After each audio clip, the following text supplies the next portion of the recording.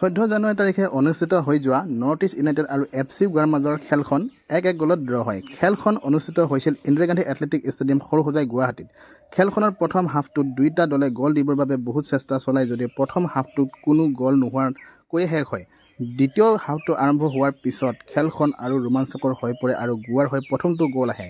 গোৱাৰ হৈ ইয়াছিৰে খেলখনৰ 65 মিনিটত গ'লটো দিয়ে আৰু নৰ্থ ইষ্ট 1-0 গলত পিছ পৰি ৰয় যদিও বৰ বেছি সময় নলগালে নৰ্থ ইষ্টেও এটা গ'ল কৰিবলৈ। খেলখনৰ 76 মিনিটত আলাদিন আজাৰীৰ সহযোগত জিথিন এমএছে এটা সুন্দৰ গ'ল কৰি খেলখন 1-1 গলৰ সমানত লৈ আহে। খেলখন ঘৰুৱা খেলপথাৰত অনুষ্ঠিত হোৱাৰ কাৰণে নৰ্থ ইষ্টৰ ফালে দৰ্শকৰ ফুল ছাপোৰ্ট আছিল যদিও গোৱা আছিল এক শক্তিশালী দল। যিহেতু নৰ্থ ইষ্ট ইয়াৰ আগৰ খেল দুখনো ঘৰুৱা খেলপথাৰত মহম্মদন আৰু পাঞ্জাৱৰ লগত ড্ৰ খেলিয়ে সন্তুষ্ট থাকিবলগীয়া হৈছিল। বিশেষকৈ মহম্মদনৰ দৰে দুৰ্বল দলৰ লগত জয়ী হ'ব বুলি আশা কৰা গৈছিল। তেনে ক্ষেত্ৰত গোৱাৰ দৰে ষ্ট্ৰং টীমৰ লগত ড্ৰ খেলি 1 পইণ্ট লাভ কৰাটো নৰ্থ ইষ্টৰ বাবে ভাল খবৰ বুলি ক'ব পাৰি। কিন্তু যিয়ে নহওক দুৰ্বল হওক বা শক্তিশালী সকলো টীমৰ লগত এতিয়াৰ পৰা নৰ্থ ইষ্টৰ জয়ৰ প্ৰয়োজন হৈ পৰিব। কিয়নো প্লে অফৰ ৰেচত থাকিব হ'লে নৰ্থ ইষ্টে খেলসমূহ জয়ী হৈ 3 পইণ্টকৈ লাভ কৰি গ'লে পইণ্ট তালিকাৰ পজিশ্যনত আগবাঢ়ি থাকিব পাৰিব আৰু ড্ৰ খেলি গ'লে মাত্ৰ 1 পইণ্টহে লাভ কৰি যাব। তেতিয়া অন্য টীমৰ কাৰণে সুবিধা হ'ব। নৰ্থ ইষ্টে যোৱা 5খন খেলৰ ভিতৰত 2খনত জয়ী হৈছে আৰু 3খনত ড্ৰ খেলিছে।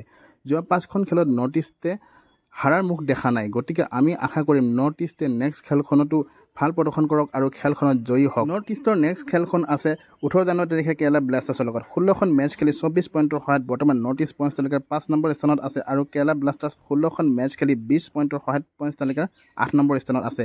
দুটা টীমৰ বাবে নেক্সট খেলখন গুৰুত্বপূৰ্ণ।